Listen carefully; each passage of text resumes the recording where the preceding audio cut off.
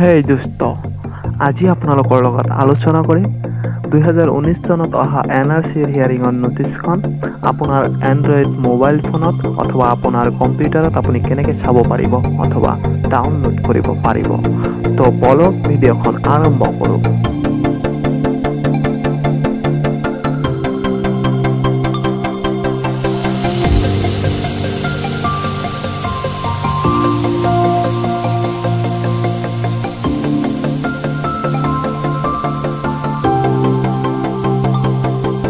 তো বন্ধুসকল, প্ৰথমতে আপুনি যিকোনো এটা ব্ৰাউজাৰ অপেন কৰি ল'ব লাগিব।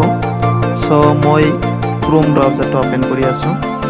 তো ক্ৰোম ব্ৰাউজাৰটো অপেন কৰাৰ লগে লগে আপুনি যদি মোবাইল ফোনৰ জৰিয়তে আপুনি চাব বিচাৰে তেন্তে আপুনি এই ৰাইট ছাইডত থকা 3 ডটত ক্লিক কৰি পেলাই ইয়াত আপুনি দেখা পাব ৰিকুৱেষ্ট ডেস্কটপ সাইট বুলি এটা অপশ্যন। তাত ক্লিক কৰি পেলাই আপুনি ইয়াত চাৰ্চ কৰিব NRC assam.nic.in nrcasam.nic.in বুলি লিখি পেলাই চাৰ্চ কৰিব। চাৰ্চ কৰাৰ লগে লগে আপুনি এটা নতুন পেজ দেখা পাব। নতুন পেজ এইটো পেজ খোল খাব ইয়াত। এইটো NRCৰ হোম পেজ হয়। গভৰ্ণমেণ্ট অফ আছাম বুলি ইয়াত লিখা আছে।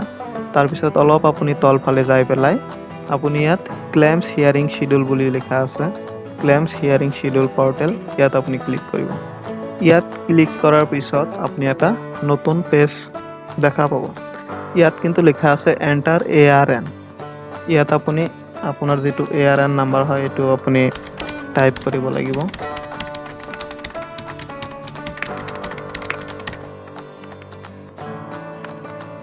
তাৰ পিছত আপুনি ইয়াত কিন্তু লিখিব লাগিব ইয়াত যিটো মানে কেপচাৰটো দিয়া আছে এই কেপচাৰটো সেম টু সেম ইয়াত আপুনি টাইপ কৰিব লাগিব। মই টাইপ কৰি আছোঁ।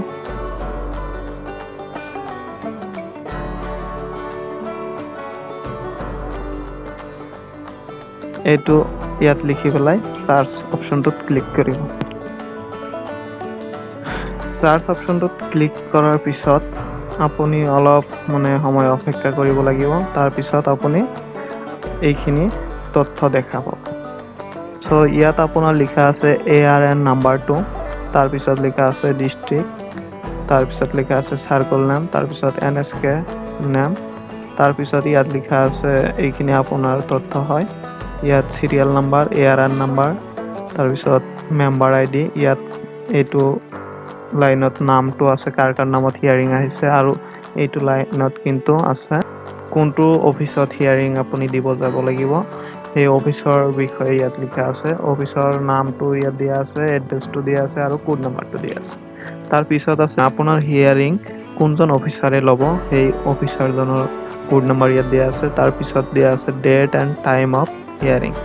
এইটো কিন্তু দৰকাৰী হয়। ইয়াত আপুনি কোনটো তাৰিখত হিয়াৰিং আছে আপোনাৰ আৰু কোনটো সময়ত। আৰু এইটো যি ঘৰ দেখা পাইছে এইটো ঘৰৰ বিশেষ প্ৰয়োজন নাই বুলি মই ভাবোঁ, যিহেতু ইয়াত একোৱেই লিখা নাই। আৰু এইখন যদি আপুনি প্ৰিণ্ট আউট কৰি ল'ব বিচাৰে তেন্তে আপুনি এই ৰাইট ছাইডত যাই পেলাই 3 ডটত ক্লিক কৰিলে ইয়াত প্ৰিণ্ট অপশ্যনটো দেখা পাব। প্ৰিণ্ট অপশ্যনটো ক্লিক কৰাৰ লগে লগে আপুনি এইটো প্ৰিণ্ট কৰি ল'ব পাৰিব। আজিৰ ভিডিঅ' এইখিনি। যদি ভিডিঅ'খন ভাল লাগিছে নিশ্চয়কৈ এটা লাইক কৰিব, কমেণ্ট কৰি পেলাই জনাব আৰু কেনেকুৱা ধৰণৰ ভিডিঅ' আপোনালোকে চাব বিচাৰে। আৰু যদি আমাৰ এই চেনেলখন নতুন চাই আছে তেন্তে ছাবস্ক্ৰাইব কৰিব।